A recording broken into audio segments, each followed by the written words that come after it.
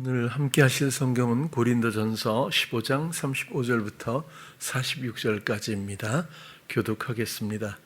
누가 묻기를 죽은 자들이 어떻게 다시 살며 어떠한 몸으로 오느냐 하리니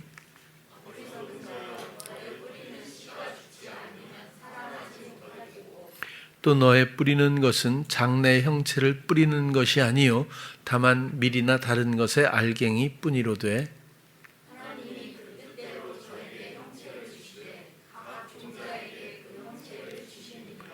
육체는 다 같은 육체가 아니니 하나는 사람의 육체요 하나는 짐승의 육체요 하나는 새의 육체요 하나는 물고기의 육체라.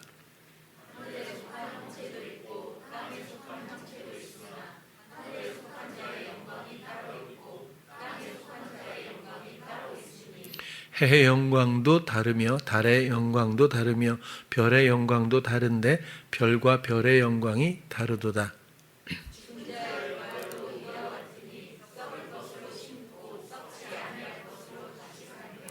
욕된 것으로 심고 영광스러운 것으로 다시 살며 약한 것으로 심고 강한 것으로 다시 살며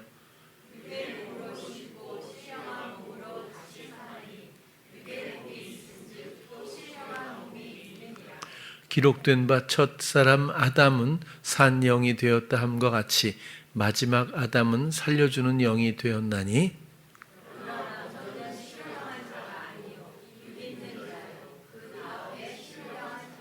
아멘.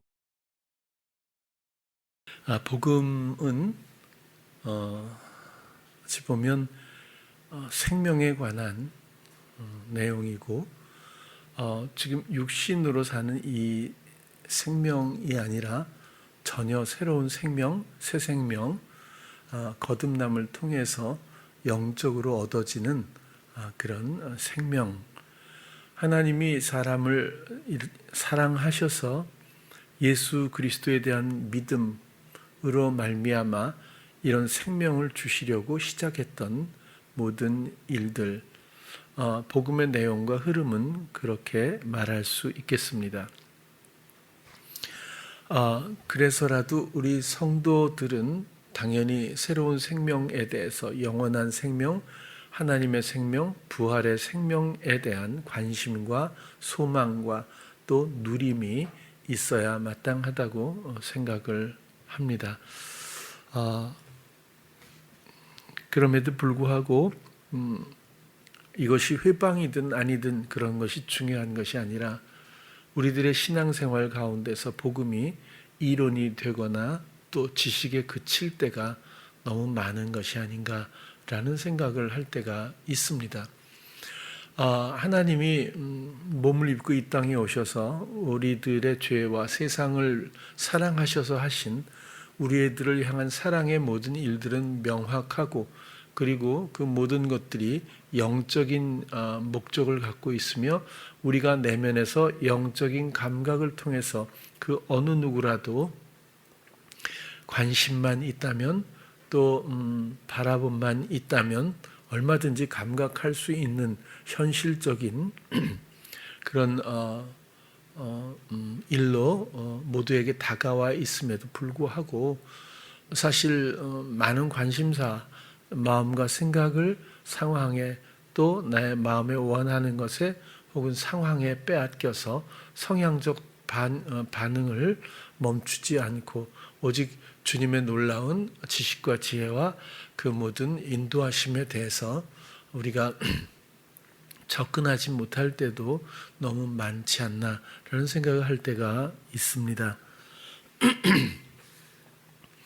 우리가 성경으로 돌아가자는 이야기도 많고 또 오직 성경으로 출발한 그런 여러 가지 또 주장도 많습니다. 그런데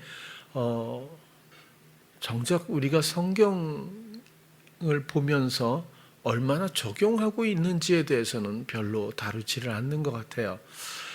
쉽게 우리가 잘 알고 있는 그 갈라디아서 2장 20절에도 이제는 내가 산 것이 아니요 오직 내 안에 그리스도께서 사신 것이라면 모두가 아멘하고 동의를 할 거예요. 그러나 정말 이제는 내가 사는 것이 아니라는 것을 성립시킨 사람은 과연 얼마나 있을까? 그리고 나는 과연 내가 사는 것이 아니고 내 안에 그리스도께서 살고 계신 것일까라는 질문을 받게 된다면 누가 자신 있게 선명하게 그것을 이해하고 또 그런 모습을 보여줄 수 있을지는 잘 모르겠어요. 그만큼 둔탁하고 그리고 실질적인 복음의 일들이 사람 마음에 안착하지 못한 이런 어떤 상황들이 그래서 지식이나 이론으로 끝나게 해서 그 지식이나 이론을 근거로 해서 나는 하고 있다, 나는 안전하다 라고 생각하게 하는 시험들이 얼마든지 있다고 봅니다. 이것은 의무감도 아니고 어떤 성도의 책임론이 아니라 이것은 놀라운 일이고 썩어질 것으로부터 썩지 아니할 것으로 땅의 한시적인 모든 것들 그리고 시험과 그리고 난무하는 이런 이 세상의 어려움 가운데서 담백한 진리와 그리고 진실 그리고 영원성을 가진 생명의 놀라운 잔치 사랑의 일들로의 전환임에도 불구하고 아직도 이전의 삶을 온전히 죽음으로써 생명력 없도록 만드는 그런 자기의 산제사를 드리지 않은 성도들이 있을 수 있다 이렇게 보여져요. 그래서 우리는 요즘에 계속해서 적용하는 부분에 대해서 좀 다뤄가고 있어요. 사도행전 2장 38절을 다룬 적이 있습니다. 왜냐하면 이것이 복음의 과정이고 또 굉장히 중요한 정리라고 봤기 때문인데 베드로가 가로되입니다. 베드로가 가로되 너희가 회개하여 각각 예수 그리스도의 이름으로 세례를 받고 죄사함을 얻으라. 그리하면 성령을 선물로 받으리니 이것은 성령을 선물로 받는다. 회개 혹은 세례, 죄사함, 성령의 선물 이런 모든 과정들이 복음에서 대단히 중요한 부분들이기 때문에 그렇거든요. 바로 너희는 바로 성령을 선물로 받으라 이렇게는 불가능하잖아요. 너희는 그냥 죄사함을 받으라. 2000년 전에 예수님이 이렇게 돌아가셨으니 너희들은 이제 죄가 없으니 죄사함을 받은 것이다. 이렇게 해서 죄사함이 이루어지는 게 아니거든요.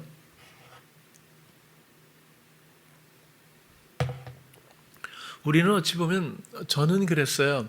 회개 굉장히 익숙하고 다양하게 우리가 많이 접해본 단어인데요. 회개 그럼 어떤 분은 이제 눈물 콧물 이런 걸 생각을 할 수 있답니다. 왜냐하면 전환점에서 확실한 어떤 동기가 되니까. 또 어떤 사람은 이전에 이렇게 술 먹고 담배 피고 이렇게 폭언을 하고 이렇게 불화가 있고 이러다가 그런 성격이 변했다든지 이렇게 해서 삶의 변화에서 회개의 의미를 찾으려고 하는 사람들도 있을지 모르겠어요. 세상적인 삶에서부터 교회를 우선으로 하는 삶, 신앙적인 삶으로의 전환을 회개했다라고도 생각하는 사람들도 있을지 모르겠어요. 그러나 그런 것들로는 좀 충분치 않고 제가 생각할 때는 이것은 절대적으로 마음의 일이며 하나님과의 관계입니다. 세상 모든 것이 영적인 것들은 전부 하나님과의 관계에서부터 혹은 사랑에서부터 출발해서 생각하면 대부분 답을 얻기가 그렇게 어렵지 않다고 보여지는데요. 회개라고 하는 것도 사실 죄와 연관이 되어 있고 죄는 하나님과의 관계죠. 회개라고 하는 것이 돌이킴인데 무엇으로부터 돌이킨 거죠?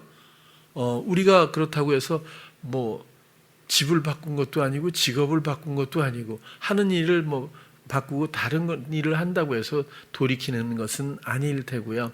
이것은 죄와 연관이 되어 있고 죄는 결국 부추김에 의한 자기 경영적 삶, 자기가 주권을 행사하는 삶으로부터 이 모든 것들의 허망함과 죄됨을 깨닫고 나는 죄인입니다. 그리고 오직 다스리시는 분은 하나님이라고 하는 가난한 마음에서 발견된 진리 가운데서 오직 하나님께 마음을 들여 모든 주권을 내어드리는 그런 동의가 일어날 때 회개라고 말할 수 있을 거예요. 또 세례라고 하는 것도 우리는 교회에 나와서 세례식에 참여했다고 해서 세례교인 혹은 세례 받았다 이렇게 생각할 수도 있거든요. 물론 그 이후에 신앙생활을 통해서 정말 세례의 의미에 부합되는 그런 과정도 있을 수 있겠지만 대부분은 세례라고 하는 형식에서 세례교인이라는 인정을 받게 되는 것 같아요. 그래서 제가 군대 생활할 때도 이미 어려서 세례를 받았고 사회에서 교회를 다녔기 때문에 세례교인임에도 불구하고 실적을 위해서 군대 그 모든 병사들을 모아놓고 여러 목사님들이 오셔서 연병장 운동장이죠. 쫙 앉혀놓고 옆에서 이제 물을 이렇게 떠 주는 군종 병사가 항상 옆에 있어서 목사님들이 일렬로 쫙 서갖고 그저 수박에 손 얹듯이 이렇게 해가지고 세례를 계속 이러면서 그렇게 해서 뭐 이 부대는 뭐 몇 명의 세례를 받았다 해서 실적이 되는 것 같아요. 제가 볼 땐. 그래서 세례를 받았든 안 받았든 무조건 나오라고 하고 불교를 믿든 안 믿든 일단 이건 참여하라고 하고 이렇게 하고 세례교인들을 만들었던 생각도 나요. 물론 잘못이라기보다는 세례를 받게 하기 위한 우리의 의지도 있고 또 의미도 있겠지만 좀 더 깊숙이 들어가 보면 좀 더 아쉬운 또 우리가 생각해야 될 부분이 있지 않을까라는 말씀을 드리고 싶은 거예요. 세례라고 하는 것이 과연 무엇일까요? 이것도 죄와 연관이 되어 있고 하나님과 연관이 되어 있거든요. 세례라고 하는 건 옛사람 죄인이죠. 자기가 노예처럼 살면서도 자기 경영에 빠져 더 이상 출구를 발견하지 못하는 끔찍한 묶여있는 삶, 세상적인 삶에 그 옛사람의 삶이 죽는 거죠. 그리고 이것은 어찌 보면 심판에도 가까운 건데 일단 죄의 삭슨 대가는 무조건 죽음입니다. 그래서 죽을 수밖에 없는 귀결에 대해서 성경도 많이 표현해주고 있거든요. 다시 말해서 노아의 홍수 왜 물로 다 죽였을까요? 물의 심판이거든요. 왜 홍해를 구태여 건넜을까요? 육지로도 얼마든지 갈 수 있었음에도 불구하고 왜 바다를 꼭 물을 건너야만 했을까? 물의 심판, 죄를 물에 수장시켜 깨끗하게 소멸시키시는 심판의 유형으로서 물이 사용된 것을 우리가 알고 있어요. 그래서 홍해를 건너는 것처럼 노아 때 모든 죄인이 수장된 것처럼 이 물에서 옛사람이 죽었다라고 하는 의식으로 끝나는 것이 아니라 그 다음 그리스도의 부활에 힘입어 그가 믿음으로 다시 일어날 때에 새 생명으로 새 사람으로 여태까지의 모든 성향과 성품 그리고 이끌렸던 삶의 모든 유형들을 다 수장시키고 결국 이 존재의 수장과 존재의 일으킴보다는 그 원리의 수장과 원리의 새로운 원리의 시작으로서 우리가 세례를 좀 더 이해를 했으면 좋을 것 같아요. 그렇게 해서 베드로도 세례에 대해서 좀 더 비중 있게 다뤘던 것은 육체의 더러운 것을 제하여 버리는 것이 아니라 의식과 지각이 오직 하나님을 향해서 질문하는 것이다. 왜냐하면 이제는 내가 생각하고 내가 결론을 갖고 내가 원하는 대로 내가 시도하는 삶이라고 하는 죄된 삶에서부터 이것들을 수장시켜버리고 죽여버리고 이제는 모든 것들을 하나님이 원하시는 대로 하나님이 뜻하시는 대로 인도하시는 대로 하기 위해서 우리가 끝없이 마음과 마음의 감각을 하나님을 향할 수밖에 없는 것 그런 관계의 형성과 인도하심 가운데서 우리는 세례를 이해할 수 있겠다 그렇게 보여집니다. 또 죄사함도 여전히 교회에서도 늘 도덕적인 것에 국한할 때가 있어요. 도덕적인 것이 죄가 아닌가요? 그런 얘기가 아닙니다. 이것은 지극히 작은 일부분의 현상일 뿐이에요. 그리고 이 현상으로 판단할 수 없는 것이 이게 굉장히 중요한 부분인데요. 예를 들어서 어떤 잘못을 어떤 사람이 했어요. 끔찍하게 뭔가 잘못을 했어요. 뭐 살인을 저질렀다고 치자고요. 그전에도 말씀드렸지만 지존파의 강동훈이라는 사람이 정말 악독할 정도의 그 마음의 분노를 가지고 사람들을 납치해서 고문하고 그리고 끔찍하게 살인을 해서 태워버리는 그런 일을 했던 그 청년임에도 불구하고 그가 하나님을 만나고 나서는 전혀 그런 것을 발견할 수 없었잖아요. 그 며칠 동안 울면서 사람 안에 하나님이 계신 줄 이제야 내가 알았어요라고 그 소리만 하면서 3일을 울었다는 얘기를 전해 들었을 때 참 충격을 받았어요. 그 이전에 그렇게까지 끔찍한 죄인이었으면 죄인 중에 죄인이고 정말 돌이킬 여지가 없다고 우리들은 판단해서 선을 그어도 마땅하다고 상식적으로 생각할 텐데 하나님은 그를 그렇게 보지 않았던 거죠. 끝까지 그의 마음속에 갈급했던 그 부분을 하나님은 다른 한 분의 목사님의 입술을 통해서 자극을 시켜서 그가 결국에는 하나님을 바라보게 하고 만나게 함으로써 순한 양이 되고 그 짧은 기간 몇 개월 만에 사용될 때까지도 예배드리고 찬양하고 그 다음에 전도하고 정말 순한 양과 같은 삶으로의 변화와 행복한 어떤 그런 모습 가운데서 생을 마감했다고 하는 것은 그러나 우리는 교회에서조차 이런 살인자가 있다면 누가 이 사람을 용납하겠어요? 이해할 수 있겠어요? 이 도덕적이라고 하는 것이 이렇게 단편적이고 굉장히 무섭고 제일 중요한 건 하나님의 마음과 전혀 다르다는 거죠.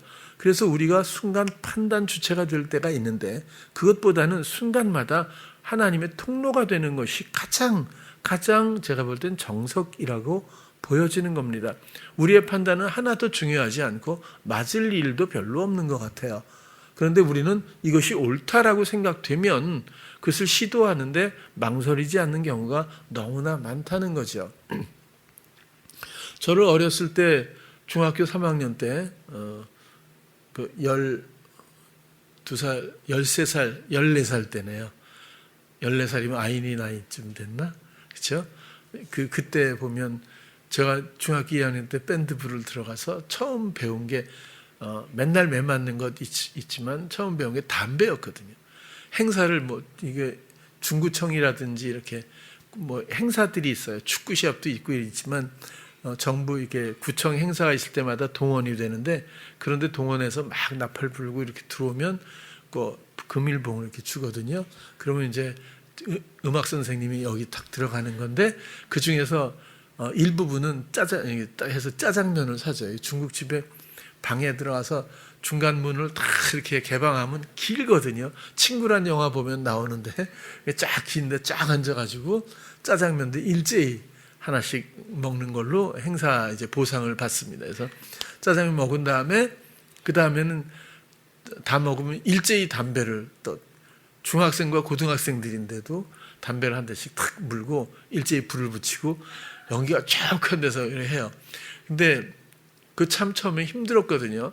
담배 배우는 게 좋아서 한 것도 아니고 안 피면 때리니까 어떤 애는 계속 토하고 그래도 일단 피고 봐야 되니까 그렇게 해서 담배도 피고 이렇게 하는데 막 아이니 나이 때 술 먹고 밴드부 애들하고 이게 지나가다 길거리에서 아저씨한테 담뱃불 빌려달라고 그러고 나팔바지 입고 그때 저를 봤던 아마 100명을 세워놓고 다 물어봐도 이건 싹수가 놀았다. 아마 다들 그렇게 판단하지 않았을까 싶어요. 근데 나름대로 잘 제가 걸어오지 않았습니까? 지금 보면 결산을 해보면 손익분기점에서 그렇게 손해만 있는 것 같진 않아요. 괜찮은 부분도 좀 있지 않을까 싶은데 오히려 그런 경험들이 편견을 없애고 제가 해보니까 별것 아니고 그렇게 손가락질할 만큼 나쁜 것도 아니고 사실 조금 배운 게 좀 많았던 것 같아요. 어떤 상황도 우연히 일어나는 법은 없고요. 여러분들의 삶의 과정 가운데서도 보면 어느 때는 일탈의 모습도 있고 어느 때는 내가 부끄러운 모습도 있고 또 어느 때는 내가 원하지 않는 모습으로 끌려갈 때도 분명히 있을 겁니다. 그러나 그것이 우연이 아니고 또 나의 약함이라기보단 그렇게 끌려갈 수밖에 없는 그런 상황에서조차 하나님은 아주 놀라운 또 우리가 꼭 발견하길 원하는 어떤 것들을 소중한 마음의 교훈들을 아주 찾기 쉽게 사실은 보물찾기처럼 준비해 놓고 계신 것 같아요. 그것도 하나가 아닐 수도 있어요. 하나 찾고 와 찾았다고 가는 보물찾기는 없을 거예요. 하나 찾으면 또 찾으려고 하잖아요. 그런 것처럼 우리 인생을 뒤돌아보면 잘잘못으로는 사실 건질 게 없는 것 같아요. 그냥 휩쓸린 때가 있고 또 속임을 당하고 부추김 가운데서 그런 연기를 할 수밖에 없는 연약한 영혼들이 아닐까 그런 생각인데 끝내 돌이키지 않는다면 그것은 정말 가슴 아프고 사랑 앞에 힘든 일이 될 수도 있겠지요. 죄사함이라고 하는 것도 이렇게 도덕적인 문제로만 국한한다면 영적인 접근은 거의 불가능하지 않을까라는 생각을 해요. 물론 도덕적으로 잘못된 것이 죄가 아니에요. 작은 일부분의 현상이라고 말씀드렸죠. 본질을 건드리지 않으면 제가 볼 때 냄새를 제거하기는 어렵습니다.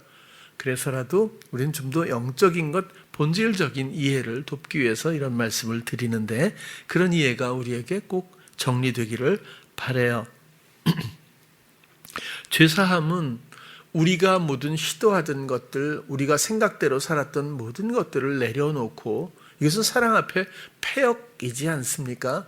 그리고 진실하신 나의 주님, 사랑이시고 나의 지혜고 지혜 되시는 우리 주님 앞에 모든 것들을 궁금해하고 또 기대하면서 묻고 또 감각되어지는 대로 내가 할 수 있을 만큼의 동의와 또 내가 할 수 있는 만큼의 성이 있는 순종 정도면 되거든요. 순종이라고 해서 이만한 비중을 이렇게 완벽하게 해야 하는 어떤 어려운 책무로 생각하면 또 그것도 또 우리한테는 부담이 될 수도 있잖아요. 근데 우리의 작은 기대감과 관심 그리고 믿어드림만을 가지고도 우리의 마음은 이미 움직이고 있다는 것도 알게 될 만큼 우리는 굉장히 그 짐을 쉽고 가볍지 않겠습니까? 그래서 이제는 나의 삶의 무대, 나의 삶의 이런 모양새, 또 나의 삶의 정서, 또 관계성, 이 모든 환경들의 주인이 주님이 되셔서 내가 그것을 동의하고 순종으로 표현할 때마다 이제 나의 뜻대로가 아닌 주님의 뜻대로가 이루어진다면 우리는 당연히 의롭다 여김을 받게 될 것이고 그렇게 죄는 사함을 이전에 너는 네가 원하는 대로 살았지만 그것을 이제는 더 묻지 않을게. 왜? 돌아왔으니까. 이제는 주님의 뜻대로 사는 그 동의된 마음 안에 있다면 이전의 것은 묻지 않을게라는 것이 간과 도말 이런 표현으로 계속해서 하나님께서 정죄하지 않겠다라고 하는 약속이고 또 이 기쁨 때문에 이전에 또 스스로 해봤기 때문에 돌아올 수 있는 동기가 되었다는 어떤 유익도 있기 때문에라도 죄사함은 그렇게 의의 영역에서 우리가 과거처럼 이해를 했으면 어떨까 싶은 거예요. 지금 당장 내가 죄를 지어도 예수님이 십자가에 달려 돌아가셨기 때문에 내가 심판받지 않는다. 이런 이론은 좀 내용이 좀 안 맞는 것 같아요. 너무 빈약한 것 같죠? 그래서 내가 사는 것인가, 내 안에 그리스도가 사시는 것인가, 이런 아주 명확한 기본적인 원리를 가지고 우리가 다시 살펴본다면 사실은 그럼에도 불구하고 우리가 이런 걸 시험 보듯이 우리의 삶들을 순간순간에 일주일 동안의 삶을 펼쳐놓고 우리가 하나하나 조명해가면서 점수를 매긴다면 몇 점이나 맞을까 싶어요. 제가 볼 때는 볼 것도 없을 것 같아요. 그렇죠? 굉장히 그만큼 연약한 거죠. 중요한 건 행위가 아니라는 거예요. 행위로 점수를 매기면 또 어떤 순간에 좀 이탈된 모습을 기준 삼아 버리면 회생의 가능성이 없잖아요. 세상도 요즘에 회생 파산이 굉장히 제도가 잘 돼 있어서 뭐 나라가 정부가 빚을 뭐 대신 갚아준다 이럴 때마다 대출을 갚아야 하나 이런 생각이 들 정도로 잘 돼 있다고 하는데 어쨌거나 회생 제도는 좋은 것 같아요. 그렇죠? 그냥 함몰돼서 끝나면 어렵잖아요. 그러나 다시 시작할 수 있는 기회를 준다는 것 세상도 그런데 하나님은 오죽하겠어요? 우리가 옛날에 중소기업을 할 때도 보면 대표들 중에서 부도가 안 나면 안 놀았을 정도로 왜냐하면 부도가 한번 나보면 튼실을 하거든요. 그러니까 어떤 안목을 가지고 어떻게 운영을 해야 되는지에 대한 견고한 골격이 딱 세워지는데 그렇지 않으면 좀 위험하죠. 사실은 사람은 경험해 보지 않으면 그런 것 같아요. 옛날 얘기지만 어쨌거나 죄를 꼭 나쁘다고만 생각하지 말고 우리의 경영은 나빴어. 근데 주님의 경영은 신실해. 뭐 이렇게 이원론적으로 생각할 게 아니라 우린 탕자 유형이잖아요. 그죠? 우리 마음대로 한번 해봐야 아는 게 사람이거든요. 그래서 그런 과정이 있을 뿐이다. 대신에 돌아온다는 보장만 있으면. 근데 마음을 돌이키지 않고 끝내 방황만 한다면 그렇다면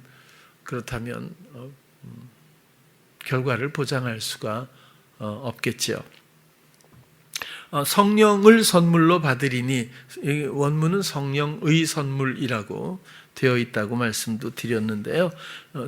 선물 도레아 이건 도론에서 파생된 단어고 희생 혹은 제물이라고 말씀을 드려서 사실 우리가 자유할 수 있는 것은 하나님의 아들이신 예수 그리스도가 우리를 다스리고 보호하기 때문이다라고 말할 수도 있을 거예요. 그러나 그보다 더 중요한 것은 하나님의 놀라운 범접할 수 없는 능력이 나의 죄악과 연약함을 감싸서 나를 보호한다면 나의 죄악과 연약함은 그대로 있어야 할 거예요. 보호만 받는 거지. 그러나 같은 죄의 형체로 오셔서 내가 받아 마땅한 사망의 형벌과 멸망과 폐역에 대한 모든 대가와 그 다음에 사단이 요구하는 이런 모든 영적인 내면의 삶의 모든 빚들을 완벽하게 생명을 내어주어 또 그가 조롱당함으로 또 시험당함으로 이 모든 절차들과 과정들과 이런 상황들을 대신 하심으로 말미암아 모든 것들을 해결해 주셨고 완불하셨다는 거예요. 그분이 이제 나를 돕기 때문에 우리가 그분 뜻대로 함께 걷기만 해주면 사단이 이젠 요구할 것이 없는 상황을 만드셨다는 겁니다. 그래서 성령의 선물은 이 희생으로부터 나오는 것이고 스스로 제물 되심으로 말미암아 생명을 스스로 내어주심으로 우리를 살리신 것이지 주님이 내 손 잡아 그럼 너는 살 거야 라는 이런 단순한 원리가 아니지 않습니까? 그래서 우리가 순간마다 성령을 바라보고 순간마다 그분의 돌보심과 그분이 나를 어떻게 이끄시는지에 대한 기대감이 너무너무 중요하다고 말씀을 드리게 되는 것이고 또 우리가 의뢰하는 만큼 그분의 우리를 돌보시는 이런 영역이나 혹은 또 모든 돌보시는 그런 어떤 정황들을 그만큼 느끼게 되거든요.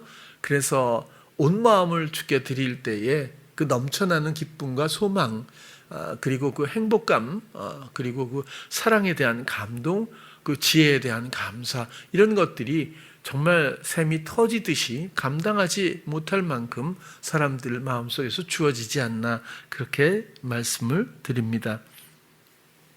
오늘 본문을 한번 또 그냥 보면 누가 묻기를 죽은 자들이 어떻게 다시 살며 어떠한 몸으로 오느냐 하리니 어리석은 자여 너의 뿌리는 씨가 죽지 않으면 살아나지 못하겠고 자 일단은 원리가 그렇다는 거예요. 원리가 씨를 뿌렸는데 씨가 자라는 건 아니잖아요. 그죠? 요만한 뭐 호박씨 해바라기 씨를 딱 했는데 해바라기 씨가 이따만하게 자라갖고 물을 주니까 이따만한 해바라기 씨가 되는 게 아니잖아요. 그렇죠? 이상하게 무슨 싹이 나오기 시작하고 점점 크더니 씨하고는 전혀 상관없는 전혀 다른 어떤 모양이 나와서 꽃이 되고 해바라기가 되고 해를 바라보질 않나, 이게 좀 씨하고는 전혀 다른 기능들을 보여주고 있거든요. 형체와. 그리고 씨는 다 비슷하게 생겼을지 모르지만 해바라기를 심으면 그렇게 되고, 이번에는 방울토마토 씨를 뭐래도 그건 묘목을 요즘에 심지만 무슨 씨를 하면 그 씨는 다른 형체로 또 나와서 다른 형체를 보여주게 되지 않습니까? 그런 거죠. 우리는 씨를 뿌리는 건 우리들도 조금씩 달리 생겼잖아요. 내용도 다르고 성향도 다르고 환경도 다르고 우리가 비슷하긴 해요, 다. 그렇지만 우리를 스스로 우리가 씨 뿌리는, 그러니까 썩어질 것을 뿌려서 그것이 죽고 나서, 썩고 나서, 이것이 죽고 나서 전혀 새로운 어떤 것들이 시작된다, 그런 뜻을 말하고 있는 거잖아요. 그래서 우리가 뿌리는 씨가 죽지 않으면 살아나지 못하겠고, 너희 뿌리는 것은 장래 형체를 뿌리는 것이 아니다. 그러니까 씨가 장래 형체가 아니라는 거죠. 우리 몸이 장래 형체가 아니라는 거죠. 우리의 속성은 장래 형체가 아니라는 거죠. 다만 밀이나 다른 알갱이 뿐이로되 또 하나님이 그 뜻대로 저에게 형체를 주시되 각 종자에게 그 종자마다 형체를 달리 준다.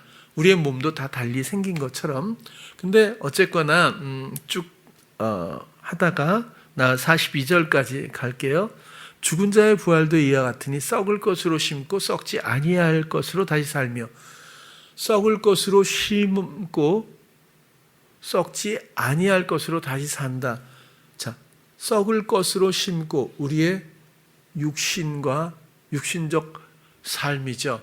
이런 것들을 심는 목적은 썩지 아니할 것으로, 새로운 형체로 하나님이 주시는 어떤 생명으로, 영적인 생명으로, 영원한 생명으로 다시 태어나게 하기 위함이고, 결국 씨의 목적은 뭐죠?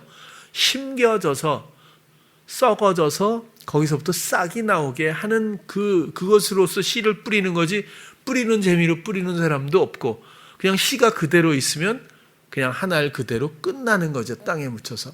그 얘기를 하고 있는 거겠죠. 여기서도 심는다는 건 씨를 뿌린다는 말이고, 살아난다는 말은 일으켜 세우다 혹은 깨우다, 잠에서 깨우다 이런 거고요. 눈을 뜨다 이렇게 죽었다기보다는 잠에서 깨우는 어떤 그런 표현이 더 많고, 이렇게 다시 이렇게 세우다라고 하는 것도 어찌 보면 부활의 십자가, 죽기, 그런 십자가의 어떤 의미도 조금 생각하게 되거든요. 자, 그런데 우리의 육신과 영적인 새로운 어떤 생명에 대해서 지금 표현은 욕된 것으로 심고 영광스러운 것으로 다시 살며, 우리가 욕된 것을 심어서 이것이 죽으면, 우리가 처음부터 영광스러운 것을 심은 것이 아니라 심는 것은 우리의 육신의 죄된 여러 가지 자기 주장적 삶과 부추김, 사단과의 연계 관계에 이런 욕된 것이지만, 이것을 죽일 수 있다면, 새로운 생명을 위해서 심을 수 있다면, 그렇다면 영광스러운 것으로 다시 살게 되고, 약한 것으로 우리가 유약하죠. 영적으로나 내면적으로나 유약한 이것을 심는 것은 목적이 있다고 했죠. 그래서 그렇게 심고 다시 이것이 다시 소생할 때는 강한 것으로, 약한 것을 죽일 수 있으면 우리는 그리스도의 강함을 입을 수 있는 존재로 다시 우리가 전환될 수 있고, 또 육의 몸으로 심고 신령한 몸, 이 몸이 이 다음에 다시 태어나는 그런 몸이 아니라는 거거든요. 육의 몸이 있는가 하면 영의 몸이 따로 있다고 지금 설명해 주고 있는 거예요. 그래서 육의 몸으로 우리가 심지만 이 육의 몸은 썩을 거야. 그렇지만 신령한 몸으로 우린 다시 살 거야. 육의 몸이 있은 즉 영적인 몸이 있다. 이렇게 지금 이야기해 주고 있어요. 또 넘어가 볼게요. 기록된 바 첫사람 아담은 산 영이 되었다 함과 같이 마지막 아담은 살려주는 영이 되었나니, 여기서 같이 산 영, 또 살려주는 영 이렇게 하니까 같은 단어 같이 번역은 느껴지지만 전혀 다른 단어입니다. 첫사람 아담은 살아있는 영이라고 하는 게 푸시케인데요. 이것은 생명이라는 뜻이거든요. 보통은 생명으로, 육적인 생명으로 가장 많이 번역되는 그런 단어입니다. 그러니까 육적인 영역의 의미를 갖고 있는 거예요. 이 푸시케라고 하는 거는 그래서 내적 자아, 혼이란 뜻도 있고요. 생명을 가진 존재로서의 사람이란 뜻으로도 번역된 부분이 있어요. 어쨌든 육적인 생명입니다. 영적으로는 내적 자아가 괜찮아 보이거든요. 그래서 아담은 살아있는 생명이 되었다. 혹은 내적 자아를 갖게 된 그런 살아있는 생명을 가진 존재로서의 사람, 그 사람이 되었다. 그런 거죠. 그러니까 스스로 살아있게 된 거죠. 생명을 부여받은 건데, 이 생명은 46절에도 보면 영적인 자가 아니라 육 있는 자예요. 육적 생명이거든요. 하나님이 육적 생명을 심어서 영적인 생명을 주시기 위한 것이 최종 목적이라는 거예요. 그래서 첫 번째 아담으로 끝나려고 아담을 만든 것이 아니라 마지막 아담으로 말미암아 완성하길 원하셨다고 보는 거예요. 그래서 마지막 아담은 살려주는 영이 되었다. 첫 번째 아담은 살아있는 혼, 내적 자아, 생명을 부여받은 사람이 되었지만, 마지막 아담인 예수 그리스도는 모두를 영적으로 살리는 그런 영이 되었는데, 이것은 살리는 것은 영이요 육은 무익하다라는 말과 같이 예수 그리스도는 살려주는 영은 푸뉴마입니다. 성령으로도 번역이 되지만 보통 영, 성령, 그렇죠? 살려주는 영이 되었나니, 그러니까 먼저는 첫 번째 아담은 영적인 자가 아니라 육적인 자요, 육 있는 자요. 그 다음에 예수 그리스도는 영적인 분이다. 그런 거예요. 성령으로 잉태해서 낳으신 분이고 육적인 것에 혼합되지 않으신 분이고 그것에 영향받지 않으신 분이고, 오직 처음부터 끝까지 하나님의 계획에 따라서 영적으로 태어나시고 영적인 삶으로 말미암아 결국 그 영이 몸을 입고 오셨던 그분이 부활하셔서 새로운 생명이 되셔서 우리에게 모두 와주셔서 우리의 영을 이제 살리시는 그런 역할로서의 표현이라고도 생각되어집니다.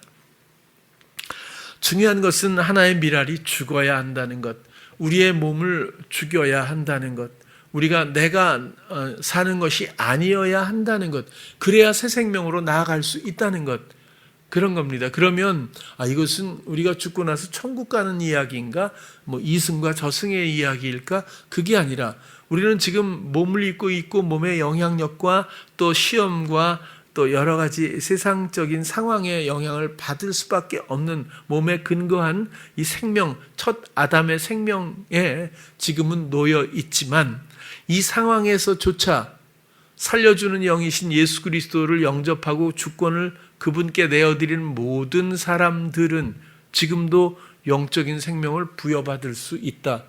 그런 것이고, 이런 몸을 벗게 된다고 해도 그때는 새로운 형체의 몸을 우리가 또 부여받는 것 뿐이지, 그때 가서야 영적인 생명이 다시 살거나 이런 절차가 후순위로 있는 게 아니라는 거죠. 지금 우리는 우리를 심어야 하고, 우리가 죽어야 하고, 우리가 그만두어야 하고, 이제는 모든 것들을 주님이 주장하셔야 하고, 살려주는 영이신 그분의 생명, 우리를 일으켜 세우시는, 우리를 하나님의 생명으로 이해하게 하고 알게 하셔서 그것을 말하게 표현하게 하시며 그 기쁨 가운데 더 소망으로 믿음으로 나가게 하시는 그리스도의 생명의 흐름 가운데서 지금 이제 우리의 육적인 것, 멸망될 것, 썩어질 것을 기쁘게 심어버리고, 그리고 새로운 것을 기대하며 순종으로 믿음으로 나가야 할 때다라는 그런 원리를 오늘 고린도서를 통해서 표현해주고 있다라는 설명을 드리는 겁니다. 우리의 부활의 생명, 영원한 생명은 이 육체의 생명과 당연히 다르고 또 살게 되는, 받게 되는 몸도 전혀 다르다. 그런 내용이고요. 그러면 죽음에 대해서도 끝없이 말씀드렸지만 어떻게 죽나 또 까먹은 분들도 있을지 모르겠어요. 나의 죽음에 대해서는 이젠 다 이해하시죠? 그러나 이해는 하지만 그 순간조차도 나의 죽음을 시도하진 않는 것 같아요. 나의 죽음이야말로 상실이 아닙니다. 나의 죽음이야말로 새 생명의 시작일 뿐이죠. 여기서의 온갖 공포나 두려움, 상실감을 주어 이 길을 막는 것이 시험이지 않겠습니까? 우리는 기쁘게 이 문을 열어 또 그 길 위에 올라 그렇게 해서 생명의 길로 가야 마땅함에도 불구하고 우리는 어느 누구라도 만약에 육신적인 죽음의 공포가 있다면 두려움에 떨며 또 우리는 그리스도께 대한 생명의 소망을 기억하지 못하게 될 수도 있지 않나 그런 생각도 해보는 거예요. 어떤 순간이라고 하더라도 우리의 생각의 주인도 예수 그리스도이십니다. 나는 생각의 한계가 너무 좁지만 순간마다 주님 앞에 생각을 기대하면 그분의 생각을 공유하게 되는 그런 은혜가 언제나 준비되어 있죠. 그래서 우리의 생각으로 나를 나의 인생을 이끌어 간다고 하는 것만큼 어리석은 일은 아마 없지 않을까 그런 생각이 들거든요. 내 생각의 분별과 단절, 내 마음에 원하는 것들의 거부, 그것들을 부추기는 내 목소리들과 시험들에 대한 그런 분별이 있어야겠죠. 익숙해져 버린 삶의 중독적인 선택들도 있고 이 모든 것들에 대한 선명한 이해와 청산, 그것이 산제사라고 보여지고요. 세례라고도 말씀을 드리는 거죠. 이게 왜 안 되죠? 가난하지 않아서입니다. 그냥 딱 하나거든요. 여유가 없어서 혹은 아직 때가 되지 가난하지 않아서거든요.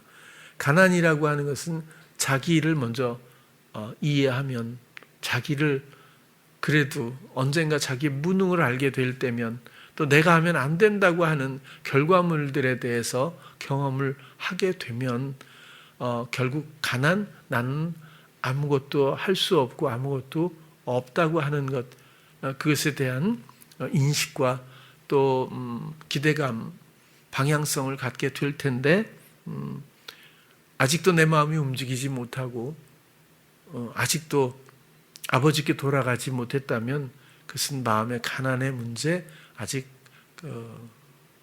그런 가난의 때가 이르지 않아서일지도 모르겠어요.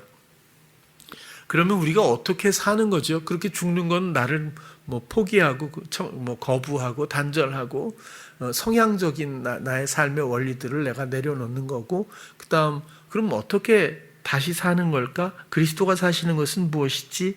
그것은 로마서 8장 2절 그대로 설명하시는 대로 그리스도 예수 안에 있는 생명의 성령의 원리가 죄와 사망의 원리에서 우리를 해방했다라고 하는 것처럼 우리가 죄와 사망의 원리를 해결한 다음에 이쪽으로 건너가는 것이 아니라 이제는 나를 포기할 의사를 가지고 모든 주권을 그리스도께 맡겨드리는 시도를 순종으로 믿음으로 시작만 해줄 수 있다면 생명의 성령의 원리가 이런 죄와 사망의 원리로부터 우리를 완전히 해방해 주는 그런 내용들에 대해서 이런 것들이 결국 어떻게 살게 되는가 하는 원리의 설명이라고도 보여집니다.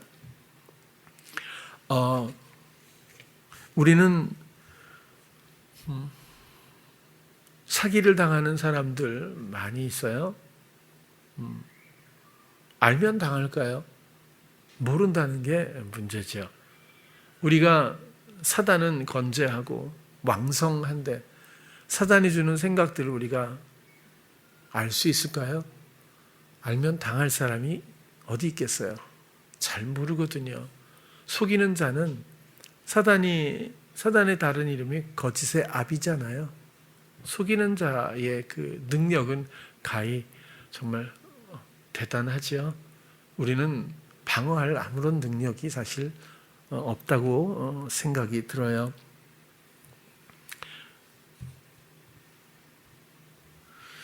그래서라도 순간마다 우리가 주님을 생각하지 않고는 피할 길이 없습니다.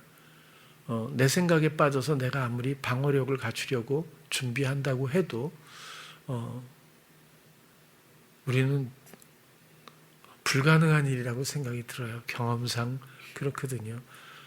우리가 살 수 있는 길은 오직 예수 그리스도밖에 없고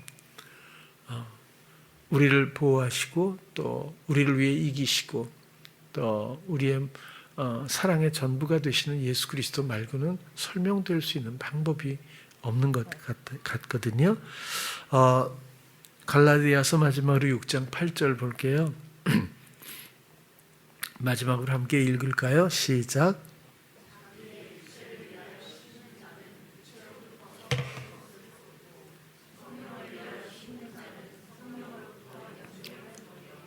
여러분, 우리 인생의 목적이 뭐죠? 행복한 가정, 돈 많이 버는 것, 명예, 자식이 잘 되는 것, 이런 생각들도 할 수 있겠죠. 이게 나쁜 거 아니에요. 그게 아니라 그것이 나의 기대, 나의 바람에서부터 출발되었다면 더 위험한 것뿐이죠. 그리스도가 없으면 무슨 의미가 있겠어요? 이 인생의 목적을 하나만 고르라고 한다면 아마 그리스도의 영원한 생명일 겁니다. 우리가 영원한 생명이 주어져 있다면 이 인생에서 두려울 것이 뭐가 있죠? 집착할 것은 또 뭐가 있을까요?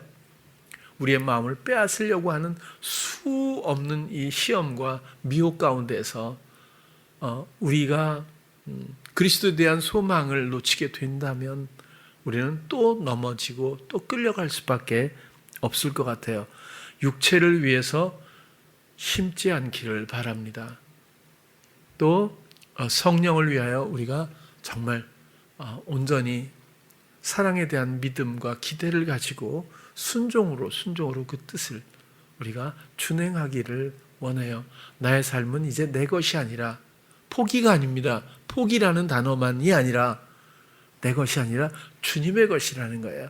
내 삶을 나의 모든 것을 주께 드려서 주가 주장해 달라고 하는 것에 영화로움이지 이제 내가 하지 않는다는 것에 대한 상실감만 생각하니까 자꾸 아깝게 느끼거나 간과하는 지나치는 그런 경우가 있는 것 같아서 그래요. 여러분, 쥐었던 걸 놔야 되거든요. 놓고 내가 그만두어야 합니다. 이건 정말 멋있는 얘기거든요. 그리고 나면 내가 그동안 가치 있게 느꼈던 것, 내가 추구했던 것, 내가 붙들려 있던 것들이 얼마나 허구인지를 알게 되거든요. 주님이 하실 때 이것이 진리이고 진실이며 이것이 지혜이고 이것이 얼마나 아름다움인지 알게 되지 않아요? 그런데 이 삶의 전환을 간과하고 있다는 것은 가난의 문제, 크게는 미혹의 문제겠지만 본인의 입장에서는 가난의 문제가 아닐까 싶어요. 복음은 기법이 아니거든요. 복음은 방편이 아니잖아요. 죽음과 삶이 뒤섞일 수는 없어요.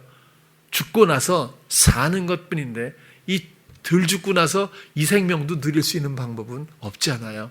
여러분, 썩어질 것을 심고, 왜? 이것이 죽기 위해서 심는 거잖아요. 또 죽는 것으로 끝나지 않고 그래야 하나님이 예비하신 각자의 형체로서의 놀라운 생명력으로 피어오르게 되니까 이 영원한 생명을 위한 것이 인생의 목표고 복음의 일이며 그리고 하나님의 사랑의 마지막 귀결의 목적이다. 그렇게 보여질 수 있는 거예요. 우리는 이 생명을 소유한 사람들이고 이 생명을 향해 나가며 이 생명을 전하는 사람들이 되기를 바라는 거예요. 썩어질 것, 여기서도 썩는다. 육체로부터 썩어진 것, 이거 얘기하는데 썩는다는 건 단어를 찾아보면 부패, 몰락, 멸망 이런 것들이거든요. 육신의 것, 육신으로 말미암는 세상의 모든 원리들은 전부 멸망이고 부패된 것들이고 다 몰락할 뿐입니다. 그렇죠? 우리는 영원한 것, 진리, 아름다움, 거룩함, 의로움, 사랑, 대화, 화목이라고 하는 전혀 세상에서 우리가 경험했던 이런 오염된 악한 모든 요소들이 전혀 없는 거룩한 그곳에서 오직 그리스도의 새로운 생명을 정말 더 이 세상에서도 누리면서 그 향기로운 삶을 전하며 살아갈 수 있는 우리 성도님들 꼭 되기를 축복합니다. 기도하겠습니다. 사랑의 주님, 오늘은 우리의 생명에 대해서 나누었습니다.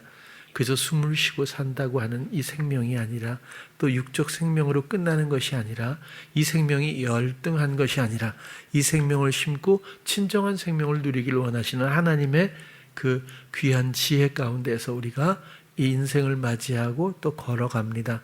이 인생의 모든 정황 속에서 마음 빼앗기지 않게 하시고, 우리의 헛된 시도들을 이제 멈추고 오직 나의 모든 것들을 주께 드려 주님이 주장하시는 주인 되시는 삶 가운데서, 육체 가운데서조차 이 육체를 심고 영원한 것을 얻게 되는 놀라운 축복에 우리 성도님들 다 되게 하여 주시옵소서. 예수님 이름으로 기도드렸습니다. 아멘.